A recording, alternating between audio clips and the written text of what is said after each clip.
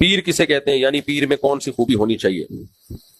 دیکھو نبی صلی اللہ علیہ وسلم سے کے ہاتھ پہ دو طرح کی بیعت ہوتی تھی، ایک جہاد کی بیعت ہوتی تھی، ایک اصلاح کی بیعت ہوتی تھی۔ جہاد کی بیعت کا بھی قرآن میں ذکر، اور ایک اعمال کی بیعت۔ اعمال کی بیعت کیا؟ یا ایھا النبی اذا جاءک المؤمنات یبایعنک، اے نبی جب آپ کے ہاتھ پہ مومن عورتیں آ کے بیعت کریں، الا اللہ یشرکن باللہ شیئا، اعمال پہ بیعت ہو رہی ہے۔ نمبر ایک، اللہ کے ساتھ شریک نہیں کریں گی، لا یسرقنا، چوری نہیں کریں گی، لا یزنینا، زنا نہیں کریں گی، ولا یاتینا ببہتان یفترینہ بین ایدیہن وارجلہن، کسی پر بہتان نہیں لگائیں گی، ولا یعصینک فی معروف، کسی شرعی حکم میں آپ کی مخالفت نہیں کریں گی، فبایعہن، تو آپ ان کو بیعت کر لیا کریں۔ تو صحابہ کس کے ہاتھ پہ بیعت ہوتے تھے؟ بولیں، نبی کے ہاتھ پہ۔ یہ بیعت جہاد کی بھی ہوتی تھی اور اعمال کی بھی ہوتی تھی۔ جب نبی صلی اللہ علیہ وسلم دنیا سے گئے ہیں تو جہاد اور خلافت والی بیعت تو باقی رہی، اعمال والی بیعت کو وقتی طور پہ ختم کر دیا گیا، کیونکہ جو مشائخ تھے اگر وہ نبی کے نائب بن کے لوگوں کو بیعت کرتے تو خطرہ تھا بغاوت نہ ہو جائے، کیونکہ خلیفہ کے ہاتھ پہ بیعت ہو رہی تھی اور اس وقت بغاوتوں کے خطرے بہت تھے، اسلامی حکومت پوری طرح اسٹیبل نہیں ہوئی تھی، تو اس میں خطرہ تھا کہ بھئی بیعت کر رہا ہے، ایسا نہ ہو کل خلافت کا اعلان کر دے۔ تو لیکن جب اسلامی حکومتیں مضبوط ہو گئیں، یہ خطرہ ختم ہو گیا، تو علماء نے اسی بیعت کے عمل کو دوبارہ زندہ کیا کہ لوگوں سے جہاد پہ یا خلافت پہ بیعت لینا خلیفہ کا کام ہے، حاکم وقت کا کام، وہ علماء نہیں کریں گے، وہ کون کرے گا؟ حاکم وقت، اس کے ہاتھ پہ بیعت۔ لیکن اصلاح کی بیعت کون کرے گا؟ بزرگان دین اور علماء کرام۔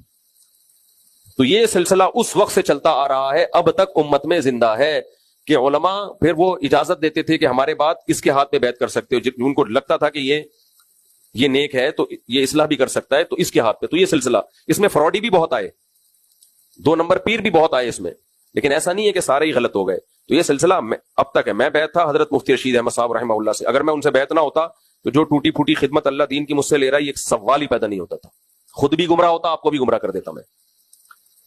تو حضرت مفتی رشید احمد صاحب بیعت تھے مولانا عبد الغنی پھول پوری سے، وہ بیعت تھے مولانا شرف علی تھانوی سے، یہ سلسلہ حاجی امداد اللہ مہاجر مکی سے ہوتا ہوتا ہوتا ہوتا بہت پیچھے تک جاتا ہے یہ۔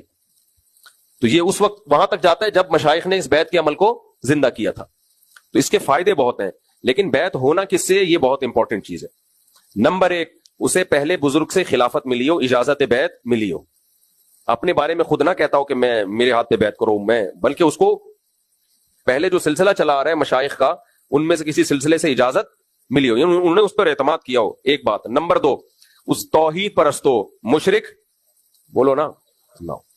آج کتنے ہمارے پیر کو غیب کا علم ہے، ہمارے پیر کو سب پتہ چل جاتا ہے، پیر کے باپ کو بھی کچھ نہیں پتہ چلتا۔ پیر بھی میرے اور آپ کی طرح کا انسان ہے، بشر ہے۔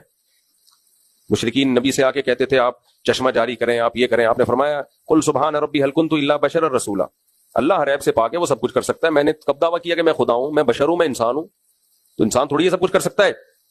وہ کہتے تھے غیب کی باتیں بتائیں، آپ نے فرمایا اگر لو كنت اعلم الغیب لاستكثرت من الخير، مجھے غیب کا پتہ ہوتا مجھے تو کوئی مصیبت ہی نہ پہنچتی۔ سمجھ میں آ رہی ہے بات کہ نہیں آ رہی؟ تو پیر کیا ہوتا ہے؟ وہ کوئی ہوائی آسمانی مخلوق نہیں ہوتا، وہ میری اور آپ کی طرح کا کیا ہوتا ہے؟ بولتے کیوں نہیں، منہ سے پھوٹتے کیوں نہیں؟ انسان ہوتا ہے، بشر ہوتا ہے، اسے کچھ بھی نہیں پتا ہوتا بیچارے کو، کب کیا ہوگا، مرے گا کب، زندہ کب ہوگا، کیا ہو رہا ہے مارکیٹ میں، اخبار پڑھے گا تو پتا چل جائے گا، اخبار نہیں پڑھے گا تو پتا نہیں چلے گا۔ تو لوگ پیر کو سمجھتے ہیں کوئی اور ہی مخلوق ہے، وہیں سے معلومات لے لے کے پارسل ہو رہی ہیں یہاں، وہی کوئی مخلوق نہیں ہے، عجیب سی میرے اور آپ کی طرح کا ایک سادہ سا انسان ہے، بس اور کچھ بھی نہیں ہے۔ تو نیک ہے، لہذا آپ اس کے ہاتھ پہ کیا ہو رہے ہیں؟ بیعت ہو رہے ہیں۔ نیک بھی ہے اور مصلح بھی ہے۔ مصلح کا مطلب یہ ہوتا ہے کہ نیک بنانا جانتا بھی ہے، تربیت کرنا جانتا ہے۔ بعض لوگ تربیت یافتہ ہوتے ہیں، تربیت دینا نہیں آتی۔ دیکھو فوج میں سب ٹریننگ حاصل کرتے ہیں، لیکن جو نئے کیڈٹ بھرتی ہوتے ہیں نا، ان کے لیے ان کو ٹریننگ دینے کے لیے ہر ایک کی سلیکشن نہیں ہوتی، ٹریننگ دینے کے لیے الگ بندے ہوتے ہیں۔ سمجھ میں آ رہی ہے بات کہ نہیں آ رہی؟ کتنے لوگ باڈی بلڈر ہوتے ہیں، فزیکل فٹنس بہت اچھی ہوتی ہے، لیکن وہ فزیکل فٹنس کے ٹیچر نہیں ہوتے، وہ ٹیچنگ کے لیے الگ کورسز کرنے پڑتے ہیں۔ تو یہاں بھی یہی ہے، بہت سے لوگ نیک ہوتے ہیں لیکن وہ لوگوں کو نیک بنانا جانتے نہیں ہیں، لوگوں کی اصلاح کرنے کی ان کو تربیت نہیں ہوتی۔ تو ایسے آدمی جو نیک بھی ہو، نیک کا مطلب عقیدہ بھی صحیح ہو اور کسی بدعتی نہ ہو، سب سے اہم بات یہ، اس کا ہر عمل کہاں سے ثابت ہو؟ سنت سے، صحیح حدیث سے ثابت ہونا چاہیے، کسی ایسے عمل پہ نہ ڈال رہا ہو جو سنت کے خلاف ہو۔ تیسری چیز یہ کہ کبیرہ گناہ پہ اصرار نہ ہو، اصرار علی الکبیرہ کا مرتکب نہ ہو۔ کبھی کسی سے گناہ ہو گیا، توبہ کی توفیق مل گئی، وہ سب بشر سے، ہر بشر سے ہو سکتا ہے، لیکن اس پہ اصرار نہ ہو۔ کبیرہ گناہ کا مرتکب ایسا نہ ہو کہ گناہ ہو رہا ہے تو ہو ہی چلے جا رہا ہے، اور توبہ نہیں کرتا اس سے، تو یہ چند شرطیں جس میں پائی جائیں گی تو اس سے بیعت ہونا جائز ہے. لیکن بیعت کر کے کرنا کیا ہے؟ شریعت کے معاملات میں اس کی اطاعت کرنی ہے جو تربیت سے متعلق ہے. مسئلہ اس سے نہیں پوچھنا. مسئلہ کس سے پوچھنا ہے؟ مفتیان کرام سے. سمجھ میں آ رہی ہے بات کہ نہیں آ رہی؟ تو پیر و مرشد آپ کو شرعی مسائل جب بتائے گا جب وہ مفتی ہو. اگر مفتی نہیں ہے تو بس اس سے بولیں کہ میرے اندر یہ برائی ہے، فحش فلمیں دیکھنے کی عادت ہے، میں نشہ کرتا ہوں، ماں باپ کے ساتھ اچھا سلوک نہیں ہے، وغیرہ وغیرہ، یہ برائیاں مجھ سے چھوٹ نہیں رہی ہیں، تو آپ میری تربیت کریں. تو وہ آپ کی تربیت کرے گا تاکہ آپ سے یہ برائیاں چھوٹ جائیں، اور چھوٹتی ہیں برائیاں. اس سے آگے نہیں جانا. حلال حرام کا علم اس سے نہیں لینا. حلال حرام کا علم کس سے لینا ہے؟ بھائی مفتیان کرام سے، علماء کرام سے. دوسری بات یہ کہ مباح چیزوں میں، مباح سمجھتے ہو یعنی کچھ کام ایسے ہوتے ہیں جو کرنا بھی جائز ہے، نہیں کرنا بھی جائز ہے. تو جب ایسی چیز ہوگی تو اس میں ماں باپ کو اپنے پیر پہ ترجیح دینی ہے. نہیں آئی میرا خیال ہے بات؟ اس کی ایک مثال، ایک بڑے بزرگ تھے، انہوں نے اپنے مرید سے کہا سر منڈاؤ، ٹنڈ کراؤ. تو اب ان کے ماں باپ کو وہ ٹنڈ پسند بولو نہیں تھی. اس نے مجھ سے کہا کہ میرے والدین کہہ رہے ہیں یہ گنجے ہو کے آپ اچھے نہیں لگ رہے، اور میرے جو پیر و مرشد ہیں وہ کہہ رہے ہیں گنجے ہو جاؤ. تو میں نے کہا بھائی اللہ نے قرآن میں 20 جگہ ماں باپ کا حق اللہ رسول کے بعد سب سے بولو زیادہ. اب یہ بال رکھنا نہ رکھنا کوئی شریعت کا تو اس سے تعلق نہیں ہے.